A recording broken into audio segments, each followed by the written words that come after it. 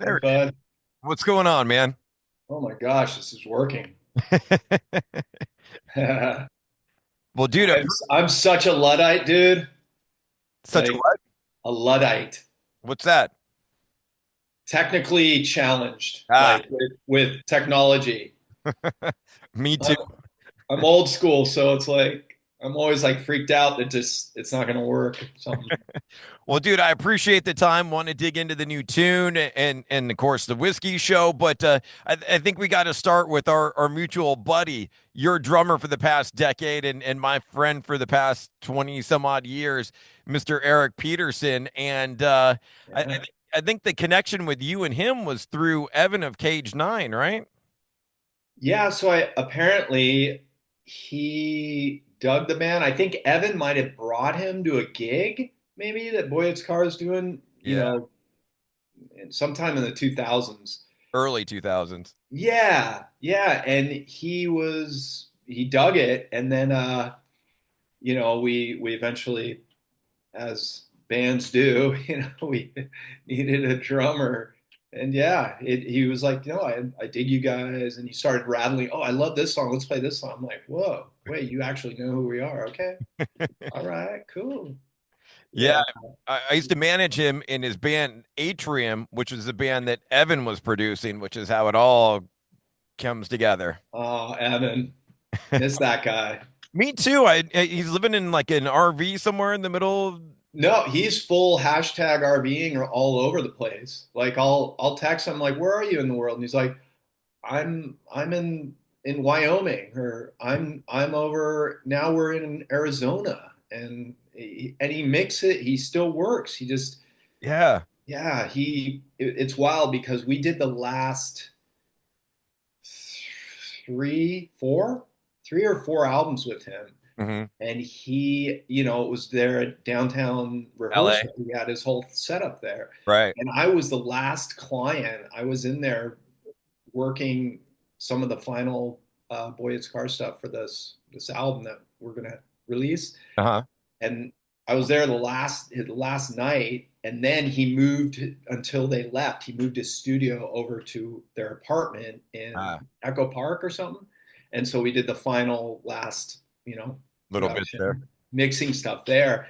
And then it was like he was just gone. And I'm just like, wow, dude, what a lifestyle change. But they seem stoked. They're happy. Yeah, Eva and Evan together, as long as they're happy, they're good. Exactly. I Well, love that. dude, and it's funny too, speaking of band members for you, Bill Gower ran into him with his cover band Red Hot Chili Peppers playing for our radio station at the Kega recently, and was talking and I chatting love it up it. with him for a while. I love it. Yeah, so you've connected with the rhythm section. Right. I finally get to connect with you, dude, and thank you for the new tune, Mind Elevation. Tell me about that one. That's just the third single we're putting out on our own. Um, off this we say it's a new record because we haven't released it, but I mean this thing was tracked. That song was tracked, written probably 2020, something like that. So anyway, it's just one of those. That's one of the tunes that really came together pretty seamlessly.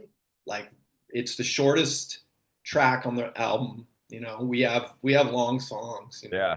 So this is probably one of the shortest tracks we've written since like maybe the self-titled record or something like that. Yeah, and it's just like I said, it just totally like came together like seamlessly. Like no, there was hardly any effort with it. So And yeah, we Real quick, Evan and I tweaked that one.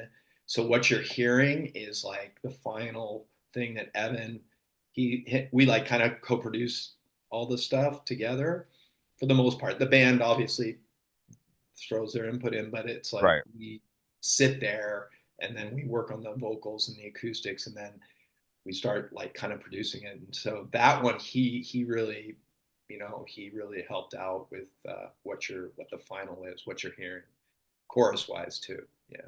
Love it, man. And so, we had Love Wanted, Inquire Within before that, and Justice Fatigue. We are working towards an album next year, this year. What are we thinking? I mean, at this point, it's like, yeah, let's drop this thing. So we're gonna drop this single, and then mid-year, I was thinking to drop the record. The boys are like, we should drop one more and then do the record. So it's I'm just like, let's just get this thing out. We had a deal and stuff, but it kind of fell through with Oh no. so it's like I'm just like, let's just get it out. Just put it out yourself, get it out.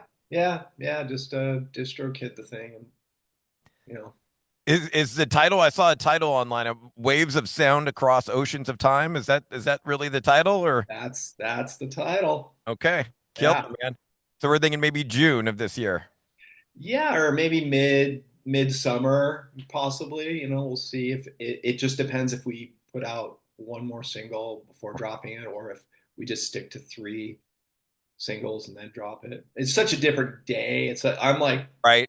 wait a minute, don't you just like drop one single, it goes to radio like 2 months before you release?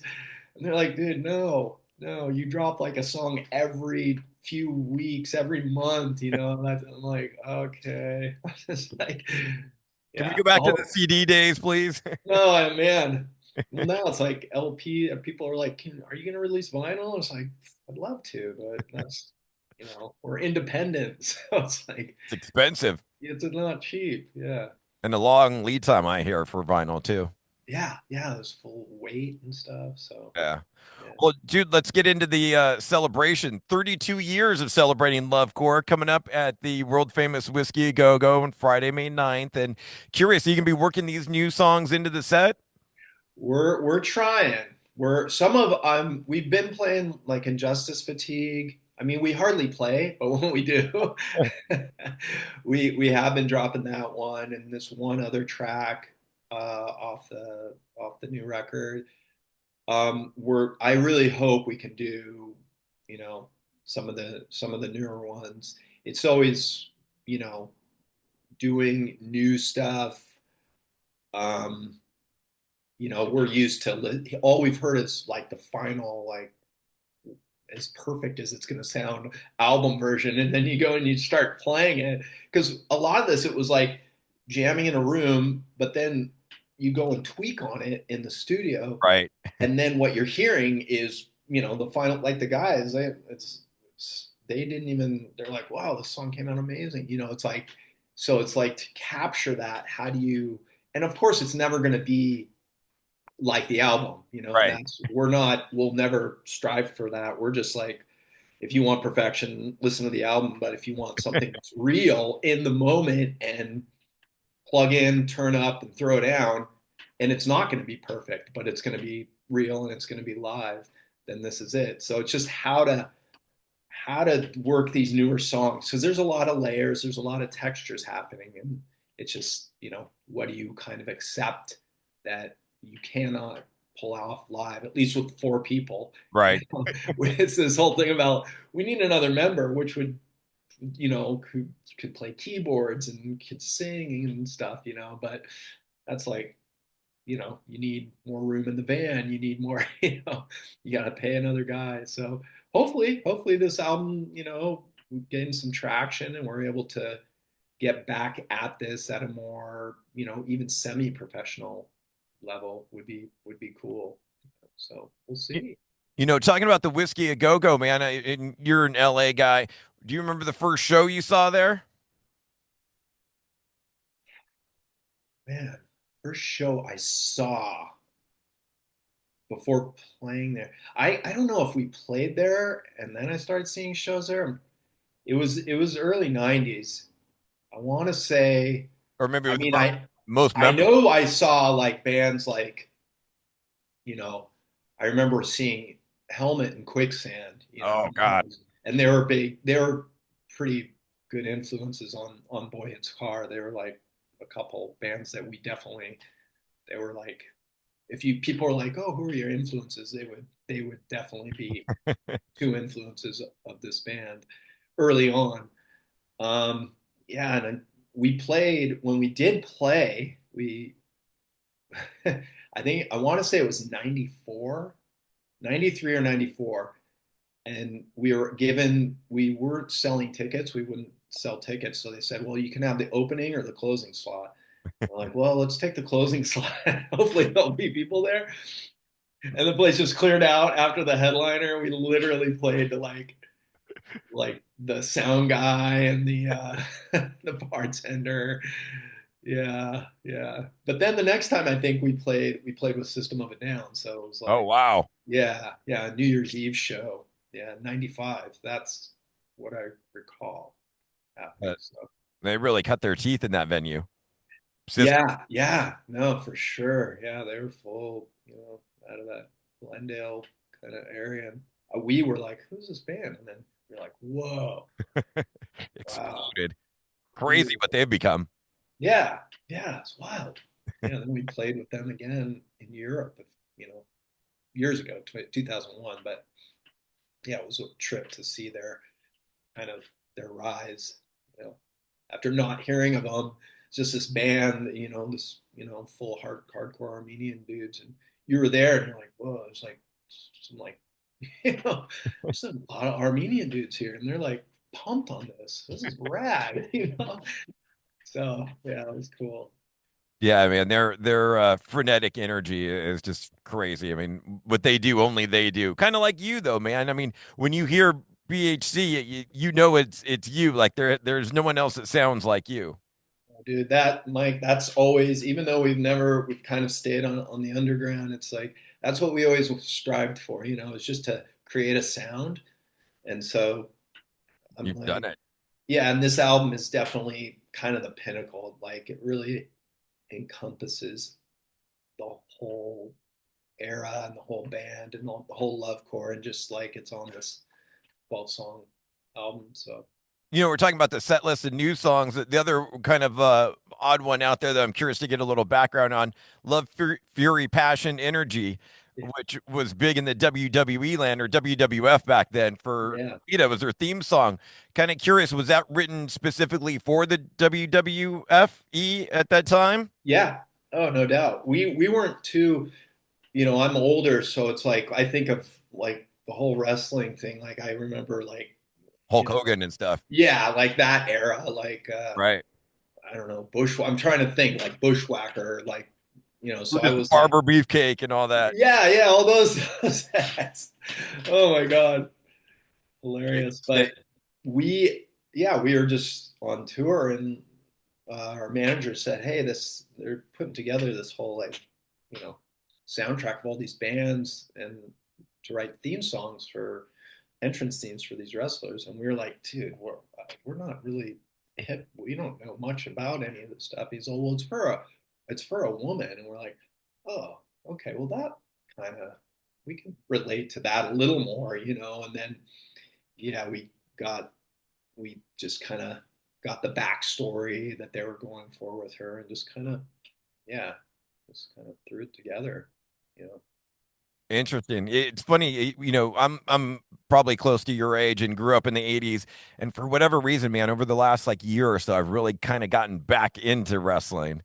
I don't know. I don't know if it's like going back to my youth kind of thing and getting into skateboarding again too, but I've kind of, I feel you. I feel transitioned you. back I to those I younger got back years. into skating as well, and started going to the park, and then it was like, man, the concrete is not as forgiving as I remember when you go down. Yeah, see, you're braver than I haven't gotten to the point of skateboarding. I started watching, Search for Animal Chin again and kind of getting Oh back man, into the culture, but I'm terrified to step on a board. I'm like, I'm breaking my neck for sure. No, yeah, yeah. I'm sticking to the water these days. dude, appreciate all the time. Last couple of things I wanted to hit you with, talking about the old days and the CD days, self-titled debut album back in the day on Wind Up. You got to be thinking next year, like 25th anniversary tour for it or something. Oh, that'd be epic. I would love it. It's it's challenging, like I was kind of alluding to earlier, when Right. you've been independent as long as we have, and we're so DIY, and all we want to do is go out and do this and, have that energy exchange with other humans who love music like we do, and Yeah. it's just like, and that's really like, I'd be happy playing bars, as long as there's people in the room. And so hopefully I would love it if, we can garner some more traction and we can do this on a more, like I said, semi-professional. It doesn't even have to be like, we have our old 95 van, we'll fix it up, and it's just about having people in the room. So if we can get to a place where there's going to be people there, then we're so down. Would you be down with the idea of doing the album in its entirety and sequence and everything? Yeah, that's an interesting idea. I haven't really thought of that. Yeah, I guess a lot of bands do that, right? Everyone's doing it. I mean, they're doing Yeah, 20th anniversary. You're a year away from 25th. So yeah. Disturbed is doing that right now. They're doing the 25th anniversary of The Sickness, their debut. Oh, wow. All right, It seems all like a right. I like this idea. good timing And then for you could throw in some newer. You could still you play the out. Okay, all right. I play could the dig album in this. sequence and then maybe some other tracks at the end or something like that. Little storytelling in between. And, it was kind of curious. It was basically 25 years ago you were recording the album. Take me Yeah, to Vancouver and working with Gigi Garth. How was he as a producer? he's classic. He was he was fantastic. Of course the work he did with Rage Against the Machine, kind of like, and then he started playing us all these new bands back then that we had never heard, like he's like this band Mudvayne. We're like, okay, let's hear it. We're like, wow, that sounds crazy, cool. Yeah, it was a rad experience, going up there and doing that. And, the one thing I of course, no one had a crystal ball, but looking back, is we should have spent a little more time making sure there was just one song, because all those bands from that era, like that we came up with and we used to play with before we were signed, and all, everybody seemed to either have the song, or like a few songs, Right. and we kind of we just made an album that reflected where we were at the time, and I was like, yeah, I wish I had the hindsight to be like, we have to make sure we have that song and put all our effort into making that happen. Because then you could go out and there's bands, as that are from that era, that late '90s, early 2000s, that can just keep going, and they could do this because they either had that song or they had that album. But this was more on the underground. It just kind of stayed on the underground, and which is cool too. So to answer your question, I'd love to go and do that. I've never thought about it. That'd be interesting. There's some tracks that have never been played live, so All the more reason to drag people out to the show, maybe a little storytellers in between songs, yeah, talk about writing them and stuff. And, talking about that one song, I've been in radio, I've been at my current station for 20 years. Before that, at a different radio station. So I remember when that album came out, and I remember playing it on the radio. And I remember having to break out the razor blade for all the radio edits we had to do because there's a whole lot of cursing on that. yeah, yeah. There was. And those first couple of singles, a whole lot of cursing going on. I know. Yeah. I yeah, and also the LFP one. Like, I wish they told us, just do a version where you don't drop the F bomb the whole time. I just didn't know, and then we got it. We're like, just your rules, man. Your rules. We're like, dude, just tell me. I'll do a clean version. It was funny. Especially like as I watch the sun, Yeah, ocean. exactly. Totally. Yeah, that's true. One song I did want to dig into a little bit of a deeper cut. I was always kind of curious about, and I might even butcher the title. Benki. Benkai. Yeah. So I'm kind of curious, and normally I don't get into what's that song about, but I was always torn. Love the riff, love the lyrics, and actually Googled it and realized it was like a Japanese warrior, but then warrior monk guy, but then all the lyrics kind of feel more along the lines of love. Yeah, that's interesting. Yeah, ba it's basically, about loss, but about it's about love and loss, but looking back with this sense of appreciation. And that particular song, that's one of the oldest. That's the first song Boyd's Car ever wrote in drop tuning. Oh, wow. Yeah, like we didn't even understand like how drop tuning worked. Like we thought you had to tune uh every string down, and we tried it once. We're like, this sounds terrible because we did. And then on our first tour in '95, we played with this band out of Texas, and they're like, we inquired like, oh, you guys drop tune, and they're like, yeah, just no, you just drop the string down. We're like, and we're like, oh my gosh. And then the original guitarist Louis like took it and just went with it. And, Ran with it. yeah, so that particular track, that was the first song, the riff he wrote in, I want to say, '95, first Wow. learn after we learned how to drop tune, and I wrote that riff. Yeah. So And so sorry. a lot of those songs for that self-titled album then were they written in advance versus in the studio with Gigi? Oh yeah, yeah. Yeah, yeah, they were all written beforehand, actually. Yeah, and we pretty much just what that, I don't even know if we cut any songs. I think we pretty much did maybe like one song. So that ended up being an 11 track release. And I think we might have done 12 and cut one or something. Usually you do like 15 at least and Right. cut a bunch, but it was like we were pretty like decisive about what we wanted to track and how we wanted it to sound and sequence wise and all that. So Went in prepared versus writing in the studio. yeah, yeah, we wrote it and then we pretty much, got flown up there, and then we kind of like did a little bit of pre-production, but the songs were pretty much, we tried to tweak them, and he working with him, and we tried to do a little bit of rearranging, but at the end of the day it was like, you know what, these sound solid. Let's just go start laying them down. It's like, great, Well, works for us. yeah, man. Well, I hope you really do the 25th anniversary thing. That would be I amazing. like this. You've kind of put it in my brain. I'm like, oh, that would be cool. I As love it. Love it. long as people are there, man, that's all we want. Dude, last thing I got for you, need your help. We're an old school radio station. We do a little thing called mandatory Metallica, 10 p.m. Okay. Be part of.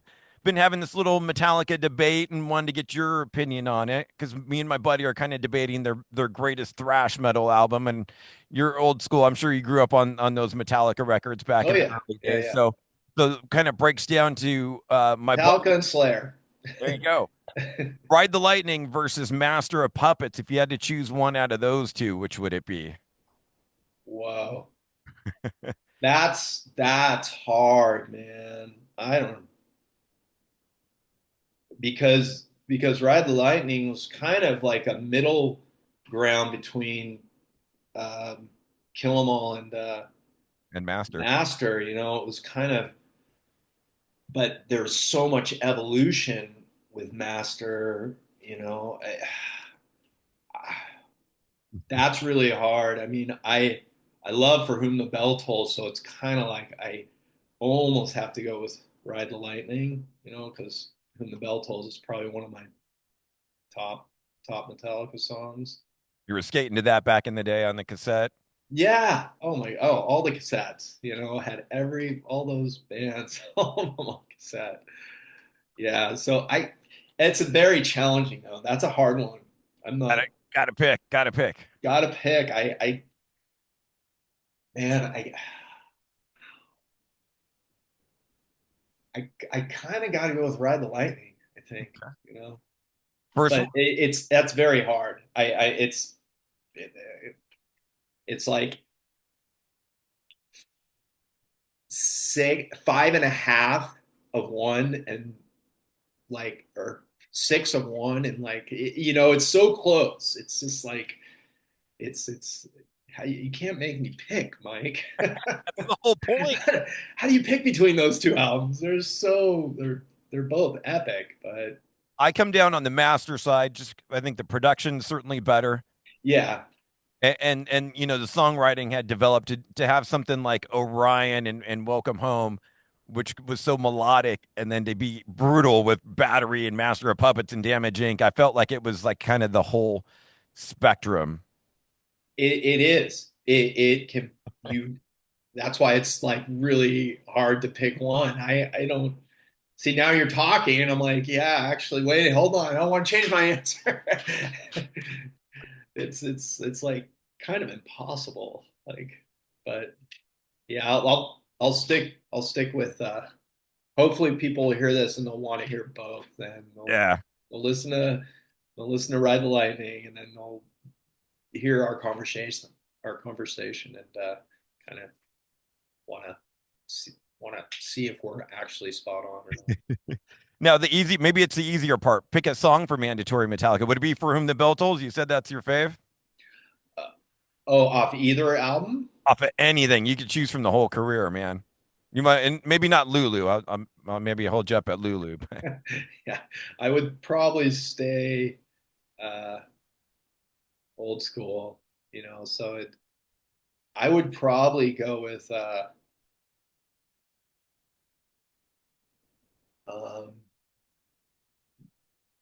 well, the name is evading me. It's probably Sing it. wait, wait, oh my gosh, Creeping Death. Oh, yeah. Yeah, yeah, I would, I I by my hand, I creep across the land. yeah, you know, so I found it like you, over the few last few years, it become one of the biggest bands in the world, and it's like I always like dig on what bands that big, what they'll choose to open with, you Mhm. know, and it's like they're doing like Whiplash, they're trying trying different stuff. They're doing a bunch of new stuff, which I dug like a few years ago. I was like, whoa, this is kind of cool. They're some song I'd never heard, and I kind of dug it. Then I was like, more recently, I hear them opening with Creeping Death. I think, right? Is that right? I think they were opening, and I was like, oh, that yeah, that makes sense. That's like what a That's a great live staple for sure. yeah, like, and you just come out with that. It's like kicks you right in the face, right in the teeth. So Dude, thank you again. Thank you for the absolutely, Mike. It time. was a pleasure. We'll talk soon and keep in touch. Absolutely, brother. Thank you, man. All Bye. right, ciao.